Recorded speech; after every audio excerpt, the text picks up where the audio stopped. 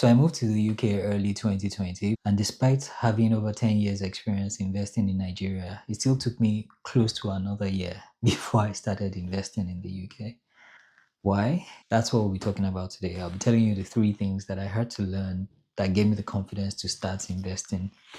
Hi, my name is Modupe, and as you might have guessed, I am not a professional financial advisor. What I am is a regular person with a 9 to 5 job who, over the past 15 years, has gained enough experience investing back home in Nigeria and also here in the UK to be able to talk about my experiences and share some of my learnings. So, if you're interested in this kind of thing, stick around, watch the video to the end because, as usual, I will have a bonus for you. So, this video is sponsored by me. So please click the like button if you like the video and stick around till the end. Before we go ahead, let me give you a bit of background on my investment experience in Nigeria. Back home in Nigeria, it took me time to also learn how to invest. I had some painful experiences in the Nigerian stock market, but over time I actually learned how to select the right companies in the stock market and invest. The same with mutual funds. My first salary when I started working, I took 25,000 naira and I invested in a mutual fund at the time because I was like, I want to be disciplined with my money. I want to have an investment habit. This was like 10% of my salary at the time. I put it in a mutual fund. It was not a great investment because I just picked a random mutual fund, assuming that all mutual funds were the same. I learned the hard way that all mutual funds were not the same way not all stocks are the same. And over the last 10 years, throughout my work experience in Nigeria, I did pick up different investments, different ideas, different strategies to be able to confidently allocate my funds in the country. So what held me back when I moved to the UK? Good question. The first thing that I discovered when I moved here that was new to me was actually the whole concept of ETFs. Back in Nigeria, I had my discipline. Every month, I would invest a particular amount of money. Every year, I would analyze certain stocks in the market. I knew the companies that were doing well and the companies I needed to buy more of their stocks. I knew the ones that I needed to sell. I had a discipline that I kept that worked out pretty nicely for me. But when I got here, I tried to apply the same rules, but I struggled a bit. And then I started to read up and I started to hear about ETFs. What are ETFs? But the concept actually sounded very interesting because the idea of ETFs is instead of you trying to do the analysis that I usually do every year and starting to select individual stocks and hedge your bets and hope and pray that company does well as expected, you can actually just buy a pool of companies, invest in a country, for instance, that is in a healthy state, right? And invest in all the top companies within that country.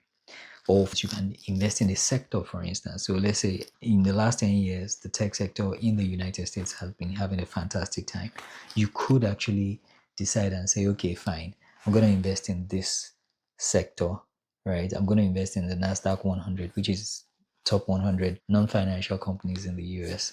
You don't have to know anything about, say, Nvidia, for instance, but you would have benefited from this recent wave of AI. You would have still benefited from the growth that Nvidia had in the last couple of years. So that's the benefit of investing through an ETF. So I started to consider that because when I thought about it, it seemed like a good idea. It was a lot less work compared to what I typically would do, which was once a year, pick about 20 stocks from the market and analyze them, check their books, check their historicals, see how well they've been doing in order to identify maybe 3 or 4 stocks that I would invest in. So, like John Bogle said, rather than trying to find that needle in a haystack, that single stock that is excellent, just buy the entire haystack, buy the entire NASDAQ 100 or S&P 500, or as I like to do, buy the entire world, buy VWRL, which is an ETF that tracks most of the big companies in the world. But I did not know about this before I moved here. So when I moved here and I learned this concept of buying the market as opposed to looking for the 1 or 2 best companies in the market, it was a novel concept to me 5 years ago. So that's the first thing I had to learn. The second thing I had to learn was, and this was the real one that actually held me back, because the ETF bit had to do with, oh, what are the opportunities?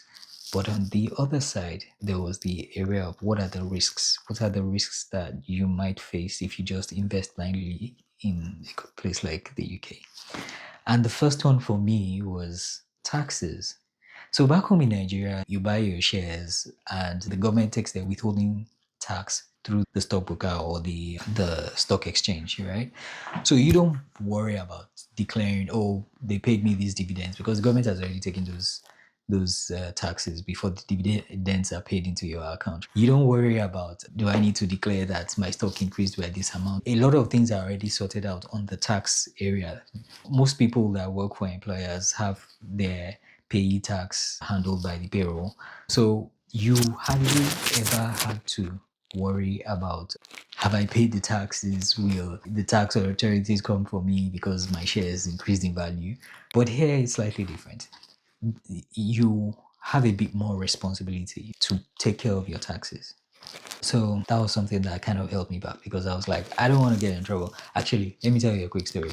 So I think my first year here, I hadn't even done up to 3 months in the country. I got a random phone call from some automated voice message that said a case file had been opened by the HMRC because I was somehow found wanting with regards to my taxes, and that I had to call a particular number, otherwise a warrant would be issued for my arrest. Oh boy, I panicked.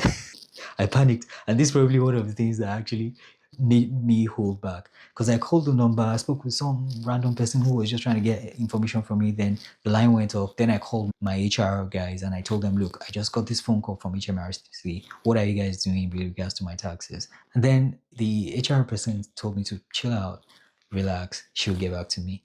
And then she spoke to the firm that was handling my taxes at the time. And then she got back to me and said it was probably a scam. And then I Googled it, and the HMRC website has it that, look, this is a scam. We do not call people randomly to ask about their taxes. I was so scared. But that sort of left something in my mind, because I was like, look, you need to find out how taxes work in this country, so that you one, you don't fall victim to these kind of scams, and two, you actually don't get into trouble with the tax authorities. So that was something that bothered me. I had, like, how do you handle taxes when it comes to investments here? And that was the thing that made me actually wait till I got the opportunity to actually speak with a financial advisor. And it was just a 1 hour call. And that's the beautiful thing about this country. There's a website, I'll link it in the description below, or maybe I'll mention it at the end of this video. But there's a website that allows you actually see a list of different professionals, financial advisors, mortgage advisors, mortgage brokers, accountants, different types of financial professionals that you can actually speak to, and most of them would give you at least 1 hour free consultation, just to get to understand your scenario, where you are, and then you can now decide if you want to go with them. So it was one of such conversations that I had. This was actually through a different means, but I spoke with one of these financial advisors, and they basically broke down all my different investment options as a UK resident in an hour. And it gave me so much freedom, because we spoke for an hour. They told me everything about capital gains, because I told them, oh, I was interested in understanding taxes. So he went on telling me about the different tax bands, telling me what your dividend taxes are, if you're a high rate a taxpayer or a low rate taxpayer, telling me about capital gains tax, when you pay it, what your allowances are, different allowances depending on where your salary is, if it's over 100,000, 120,000 pounds a year. He mentioned all these things, but towards the tail end, he now mentioned ISAs. And by the time he explained what ISAs were, I was like, we should have started from here. So let me tell you about ISAs in a nutshell. I'll probably do a separate video just talking about ISAs, but let me just explain why ISAs were just mind-blowing for me. So I talked about the fact that you need to consider things like your taxes on dividend payout, taxes on capital gains, taxes on income from other sources apart from your employer, and sometimes even taxes in addition to what your employer might have paid, because if they pay you a bonus at the end, your annual income might be more than the taxes they've been deducting all through the year. Now, an ISA basically stands for an investment savings account. And the beautiful thing about it is whatever you invest through that account is completely tax free. If you're paid dividends into that account, it's tax free. If the value of your investment in that account grows, it's tax free. So at the end of the day, you don't have to worry about, do I need to pay HMRC? Do I need to declare how much dividends I was paid? Do I need to declare that my shares have gone up by this amount or that amount? Am I within my allowance for the year? You don't have to worry about all that so long as you're investing through an ISA. And you have an annual allowance. As at the time of this video, you have an allowance of about £20,000, meaning you can invest up to £20,000 through an ISA every year tax free. Let's say you are earning, I don't know, £100,000 a year, right? GMRC probably taxes you roughly about 30 something percent of that. Let's just round up. You're being taxed about 40% of that. So let's say net, you're getting, let's say 60 something thousand pounds as take home. Your take home probably comes to about roughly £5,000 a month. You can take up to £20,000 of that £60,000 and invest it in stocks, in savings every year in the UK. And HMRC will not ask you. Of course, they've already taken their own 40,000 out of your annual income. But that 20K, let's assume stock market grows roughly 6-7% per annum, right? You can put that 20K in, it grows 7%. They won't ask you about that growth. You don't need to pay capital gains tax on that. You can invest in dividend stocks or dividend ETFs. They pay you dividends. You don't need to pay taxes on it. There's no withholding taxes on those dividends.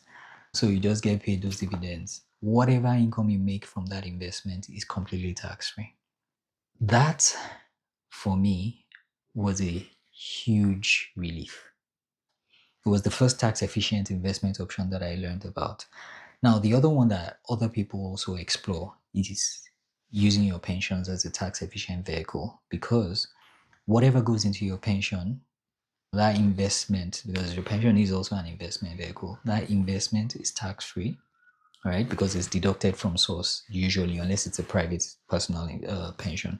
But if it's your pension contribution with your employer, it's deducted pre-tax, and you allow that money to sit until you are ready to liquidate your pensions. I think the earliest you can liquidate your pensions is at age 55 or thereabout.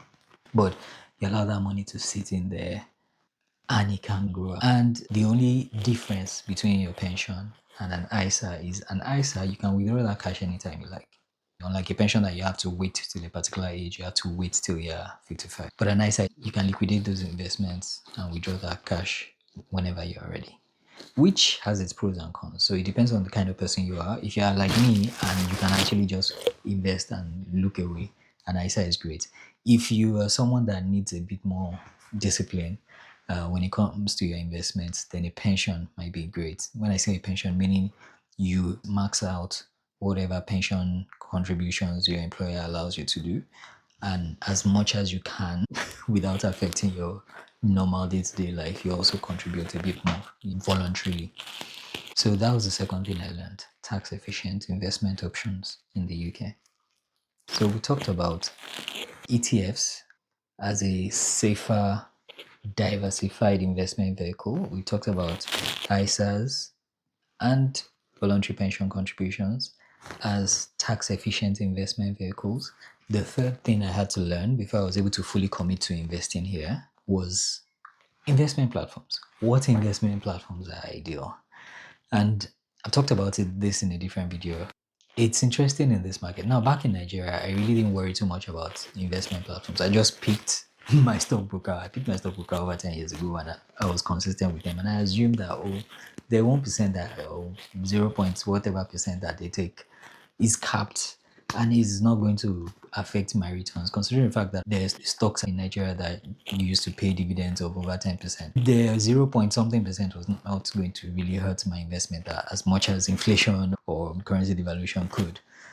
But here it's slightly different. Dividends here are roughly in the range of 4%. The market itself grows at roughly the rate of about 7%. So if you invest in an ETF and you ride that growth, you could get that kind of return. But if you invest through a platform that is charging you hefty fees, if it adds up to 1% of your investment, 1% may seem small. But when you consider that that's going out of your already moderate returns of say 4% dividends or 7% market growth. And the annoying thing is in some cases, some platforms don't even deduct like a flat fee. They deduct it in different ways. So some platforms charge you every time you make a deposit or every time you make a withdrawal. Some charge you an annual fee. Or the way they charge, sometimes it's difficult for you to actually realize how much it's impacting your overall return. So you see the stock market growing, S&P 500 growing, and you assume you are making those same returns, but your returns are being reduced by those fees that the platform is charging you. And as a Nigerian, why would you pay for something that you can get for free? Something you can legally get for free. Why would I pay for it? So I started to research platforms as well. That was the third thing I had to learn. And I learned about different platforms. I have a separate video on that topic. I'll link it above. I'll link it below, wherever. But I started to research different platforms and I was able to identify platforms that were reliable and that did not charge me fees, meaning I was able to max out on whatever investment I put in. So that was the third thing I had to learn. I think those are three things that anyone that is new to this country should learn. I hope you guys found this helpful. Now, if you go to this part of the video, thank you very much. Like I promised, I have a few bonuses for you. Now, something else that I noticed when I moved here was the difference between UK finance YouTubers and US finance YouTubers. So when I was back in Nigeria, I would watch any YouTube video that talked about investing because we didn't have Nigerian finance YouTubers at the time. Talking about 5-6 years ago, not now that everyone is talking finance in Nigeria. At the time, we didn't have a lot of such YouTube channels. So I would watch US and UK. I didn't discriminate. Even when I got here, I was watching Australian and South African YouTubers talk about money. But I quickly learned that those lessons didn't cut across every country. So you had to apply the principles, the rules as it worked for your country. So financial principles, they're eternal, more or less, but the application varies from country to country, from location to location. Even within the UK, your taxes vary between England and Scotland. So the way you apply those principles would vary. That was the other thing I learned. And I think it's something people need to pay attention to when you're watching YouTubers or when you're watching videos that talk about personal finance. Take the lesson, take the principle, but be careful about the application because it depends on the country that person is based in. A lot of popular guys are based in the US. But I think the algorithm also helps and directs you to the ones that are relevant to your country. So the other thing I said I would mention at the end was the website that I usually go if I need to find a finance professional. Let's say I need to find an accountant or I need to find a mortgage advisor, that kind of thing. The name of the website is unbiased.co.uk. That's unbiased.co.uk. It's a lovely website. You just go there. If you want, you could go through the walkthrough where they'll ask you questions and then recommend just one or two, a few people to you. Or you could skip that and just go to the website itself and look through the list of professionals and see the ones that appeal to you and that you would prefer to reach out to and give them a call. When I was doing a bit of research about investing in property in this country, I spoke to at least 4 different mortgage advisors from that website. Usually the first hour is for free. So they talk with you because they're also trying to gauge where you are in terms of your financial growth and what kind of help they can give you before they now actually give you a bill. And it's the same way you're also trying to gauge whether they are suitable for you. So even if you're intending to pay eventually, it still makes sense to first of all go through that initial 1 hour free session to talk with the person. But what I used to do was I would use that opportunity to also get some answers to things that have been bothering me in the past. All right. Unbiased.co.uk, excellent resource. I'll also link the HMRC link talking about ISAs for you. I'll make a separate video on ISAs, but you can read up on it yourself. I'll put the link in the description below. So when I talk about links, I'm talking about the description for this video. So check it. And there are lots of other goodies that I'll put in there. You can link to my portfolio on Invest Engine. So this video is not sponsored by them, but it's a platform I use. And I actually, disclaimer, I invested in the company itself. But the platform allows you to invest in ETFs from different ETF providers, and it's free to use to invest in ETFs. They get their money when you actually get them to manage your account. But if you're managing your account yourself, then it's free. If you're managing your investments, your selections by yourself, then it's free. But then you can also pay them so that they can invest for you, which to each his own. But I wouldn't do that, because why would I? Maybe I'll do a separate story on that one, on what I learned over 20 years ago on investment advisors. Thanks for watching the video to the end. If you found the video helpful, please do 3 things for me. 1, leave a message in the comments below, or better still, ask a question. Let me know what you would like me to talk about in subsequent videos. 2, check the description for the different links to different, because there are other things that I leave in there that I don't even remember to talk about in the bonus section. So check the description of the video. You will find all sorts of links to different things there. I even have a free template right in there. And then 3, share this video with someone that you believe will find it helpful. Because more than just talking about money, just gisting about money, I would really like us to get our money to actually grow. And I truly believe that the best way for us to do that is together as a community. So please share the video with someone. Share with your friend, your family member, your wife, your spouse, someone that is based in the UK that you believe will find it helpful. Do have a lovely day. Cheers. Might have noticed I'm trying out a different venue today, so let me know. Let me know what you think of my different location. I prefer the ambience in my other videos, but let's see. I don't know. I might try and spice it up.